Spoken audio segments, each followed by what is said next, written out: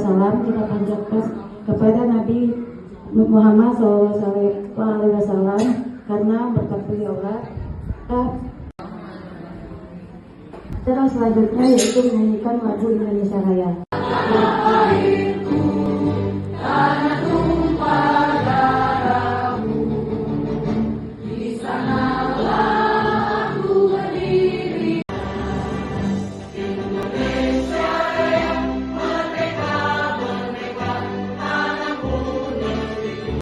Awal tahun pembelajaran ini itu digalakkan oleh Kementerian untuk Coding dan Kecerdasan Artifisial dan juga tentang pembelajaran muslimin wal muslimat wal mu'minin wal mu'minat al ahya'i minhum wal amwat bi rahmatika ya arhamar rahimin.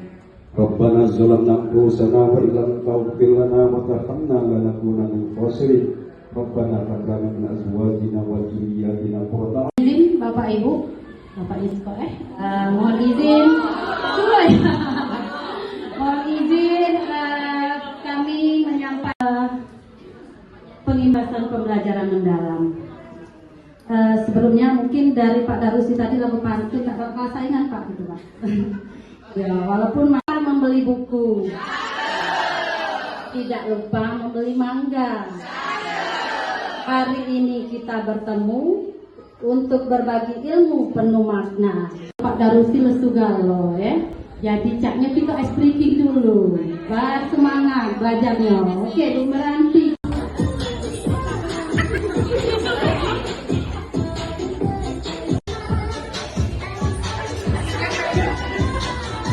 Presentasi pembelajaran mendalam dan kecerdasan artifisial SMP Negeri 1 Oku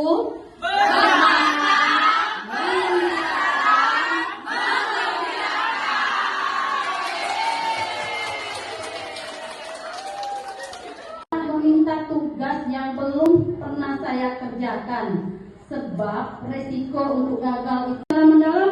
Bagaimana kita memberikan bahwa siswa itu benar-benar memahami.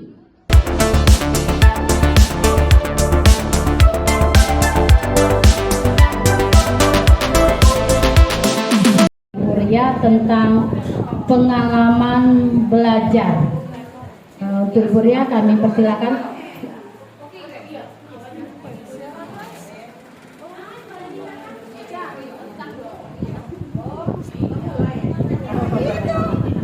Nah, kemudian di sini ada yang namanya mengaplikasi. Apa itu mengaplikasi? Mengaplikasi pada pembelajaran mendalam ini merupakan pengalaman belajar yang menunjukkan aktivitas peserta didik mengaplikasikan pengetahuan secara. Di sini memuat yang pertama mengidentifikasi kesiapan murid, kemudian memahami karakteristik materi pelajaran dan menentukan dimensi profil lulusan. Sebelumnya dimensi kita ada berapa? Ada 6 kan?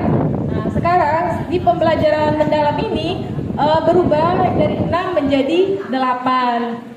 Terus yang kedua desain pembelajaran. Untuk desain pembelajaran yaitu menentukan capaian pembelajaran, menentukan topik pembelajaran yang kontekstual, mengintegrasi lintas disiplin ilmu. Mengintegrasi lintas disiplin ilmu ini maksudnya misal nih kita berkolaborasi dengan guru IPA, misal apa ya contohnya, dalam pelajaran matematika itu ada yang namanya kalau sekarang kelas 8 teorema Pitagoras. Nah kita bisa melakukan lintas ilmu itu dengan guru IPA karena menghitung jarak seperti itu. Menentukan tujuan pembelajaran, menentukan kerangka pembelajaran seperti yang dijelaskan tadi. Terus yang ketiga yaitu pengalaman belajar.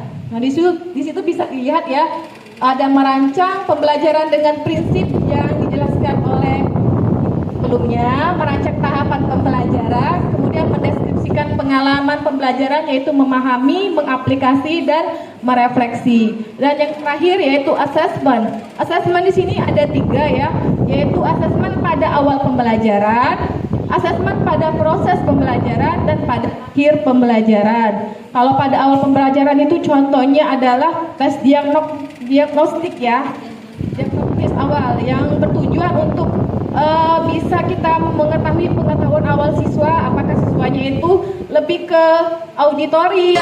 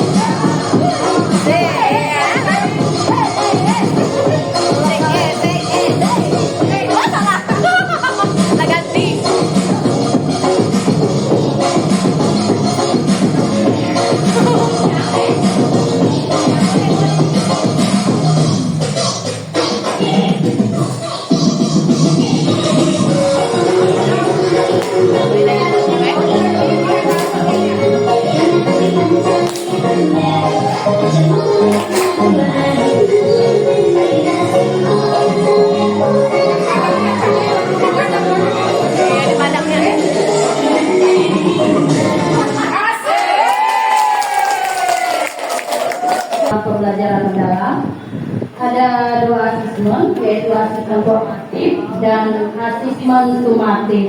Apa sih bedanya antara formatif dan sumatif? Oke, kita lihat. Asesmen formatif yaitu asesmen yang bertujuan untuk memberikan informasi atau umpan balik bagi pendidik dan murid untuk memperbaiki proses pembelajaran. Jadi, asesmen formatif ini dilaksanakan pada saat kegiatan atau proses pembelajaran, bisa secara lisan atau ada pembelajaran, itu proses untuk melanjutkan pembelajaran berikutnya. Yang kedua yaitu asesmen formatif. Asesmen formatif yaitu asesmen yang dilakukan untuk memasukkan ketercapaian tujuan pembelajaran pada jenjang pendidikan dasar dan menengah. Asesmen ini bertujuan untuk menilai pencapaian hasil belajar murid. Ya, asesmen sumatif ini kalau kita bisa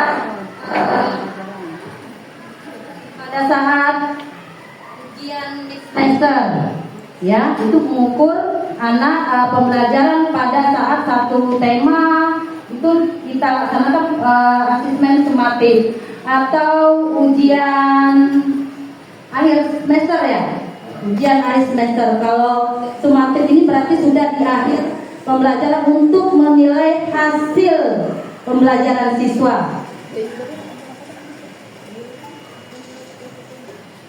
Ya, bentar. Dalam asesmen formatif itu ada asesmen learning. Ya, jurnal refleksi, ya, checklist kemajuan belajar, ada asesmen for learning. For learning ini untuk perbaikan proses pembelajaran. Misalnya ada umpan balik formatif, ya, observasi dan lainnya. Sedangkan asesmen penilaian capaian pembelajaran murid pada akhir pembelajaran. Itu bisa tes lisan, tertulis, laporan proyek, dan lainnya. Baik, kita coba masuk ke rencana pembelajaran. Ya. Jadi dari ke 8 334 pendekatan pembelajaran mendalam tadi kita masukkan di rencana pelajaran.